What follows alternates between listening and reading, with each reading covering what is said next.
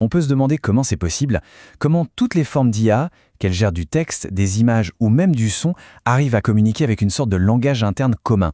C'est vraiment la question fondamentale à laquelle on va répondre aujourd'hui en plongeant au cœur même de la mécanique de l'IA. Alors, pour y voir clair, on va suivre un petit parcours en 5 étapes. D'abord, on va décoder ce fameux langage secret de l'IA. Ensuite, on définira ce qu'est un token. Puis, on verra comment ça a permis à l'IA d'apprendre et de raisonner. Après ça, on parlera gros sous avec leur rôle économique. Et on terminera sur ce que tout ça change concrètement pour l'expérience de chacun. Allez, on y va. Il faut savoir que chaque application d'IA, vraiment sans exception, s'appuie sur des algorithmes qui mastiquent des données dans un langage très très spécial. Et ce langage, il n'est pas fait de mots comme les nôtres, mais d'unités qu'on appelle des tokens. Pensez aux tokens comme à des briques de Lego. L'IA prend une grosse information, la casse en plein de petites briques, et c'est en analysant ces briques qu'elle comprend les relations entre elles. C'est ça qui lui permet de prédire, de créer, de raisonner. Et la règle du jeu est simple, plus ces tokens sont traités vite, plus l'IA apprend vite et plus elle répond vite. D'accord, mais concrètement, comment l'IA s'y prend? Comment elle transforme nos phrases, nos images, tout ce qu'on lui donne en ces fameux tokens? Eh bien, tout le secret, c'est un processus qui s'appelle la tokenisation. La tokenisation, c'est ni plus ni moins que le traducteur universel de l'IA. Absolument tout ce qu'on lui soumet passe par cette moulinette. Et ce qui est vraiment crucial, c'est qu'une tokenisation bien faite, bien optimisée, ça réduit énormément la puissance de calcul nécessaire. Donc, ça rend tout le processus plus rapide et au final moins cher. Prenons un exemple tout simple avec le mot anglais « darkness ». Pour l'IA, ce n'est pas un seul bloc. Elle va le couper en 2 tokens, « dark » d'un côté et « ness » de l'autre. Chacun reçoit un numéro d'identification. Maintenant, imaginez le mot brightness. L'IA va faire pareil, bright et ness. Vous voyez où je vais en venir? Le suffixe ness, avec son ID 655, est commun aux deux mots. C'est comme ça que le modèle commence à faire des liens, à comprendre que ces mots partagent une idée, une notion d'état ou de qualité. Et ça va même beaucoup plus loin. L'IA pige le contexte. Prenez le mot anglais lie. Ça peut vouloir dire mentir, mais aussi être allongé. Eh bien, l'outil de tokenisation, le tokenizer, est assez malin pour assigner 2 numéros de tokens différents selon le sens de la phrase. C'est absolument fondamental pour que l'IA ne se contente pas de lire, mais qu'elle comprenne vraiment.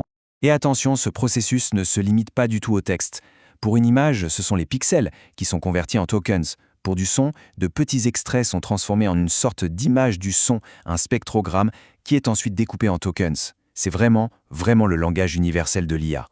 Bon, maintenant qu'on a les bases de ce langage, voyons comment il est utilisé pour, en quelque sorte, éduquer l'IA. C'est grâce aux tokens qu'elle passe de la simple reconnaissance de motifs à un raisonnement qui peut être très complexe. Le principe de l'entraînement est, sur le papier, assez simple. On donne à l'IA une suite de tokens, du genre le chat est sur le, et son seul but est de deviner le token suivant, disons tapis. Si elle a bon, super. Si elle se trompe, elle corrige ses circuits internes pour faire mieux la prochaine fois. Maintenant, imaginez faire ça non pas une fois, mais des milliards, voire des billions de fois. C'est comme ça qu'on obtient un modèle de langage puissant. C'est ce qu'on appelle la loi d'échelle. Plus on lui donne de tokens à manger, plus il devient performant. Sauf que les IA les plus récentes ne se contentent plus de deviner le mot d'après. Quand on leur pose une question compliquée, elles génèrent en interne des tokens supplémentaires, complètement invisibles pour nous. C'est une sorte de brouillon, une chaîne de pensée, pour décortiquer le problème étape par étape avant de donner la réponse finale. Et ça illustre parfaitement l'analogie avec le cerveau humain. C'est exactement comme nous en fait. Quand on est face à un problème difficile, on a besoin de temps pour y réfléchir, pour peser le pour et le contre. Eh bien l'IA utilise ces tokens de raisonnement pour s'offrir ce temps de réflexion numérique. Et le résultat, c'est des réponses bien plus fines et bien plus justes. Mais évidemment, il y a un mais. Cette réflexion profonde, elle a un coût, et pas un petit. Ce niveau de raisonnement peut exiger jusqu'à 100 fois plus de puissance de calcul qu'une réponse directe et simple. La qualité, même pour une IA, ça se paie. Et cette idée de coût nous amène directement à une autre facette des tokens. Parce que s'ils sont le langage de l'IA, ils en sont aussi devenus la monnaie. Chaque token traité, chaque token généré a une valeur économique bien réelle. On assiste à la naissance de ce qu'on appelle des usines d'IA. Imaginez des data centers d'un nouveau genre.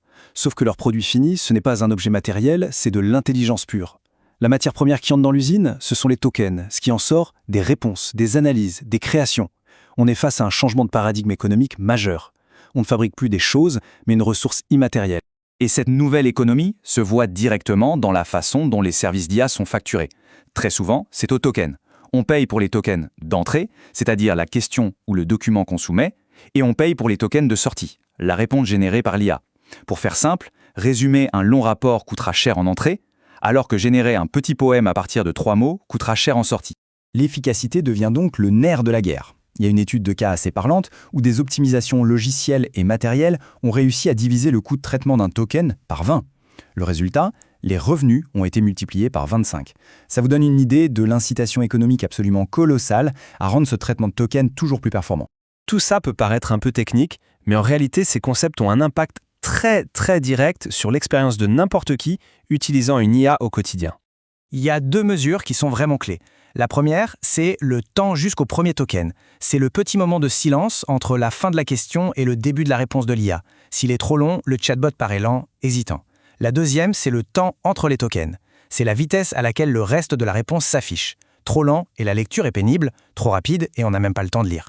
C'est donc un vrai casse-tête pour les développeurs. Ils doivent sans cesse jongler entre ces différents paramètres. Pour un chatbot, on va vouloir une latence hyper faible pour que la conversation soit naturelle. Mais pour un modèle scientifique qui analyse des données complexes, on va privilégier la qualité de la réponse, quitte à attendre un peu plus longtemps. C'est un équilibre délicat entre la vitesse, la qualité et la quantité. Alors, si on devait résumer tout ce parcours, les tokens sont vraiment les 2 faces de la même pièce. Ils sont à la fois le langage de l'IA et sa monnaie. Ils sont à la base de son apprentissage, le secret de son raisonnement, le moteur de son économie et au final, la clé de l'expérience qu'on en a.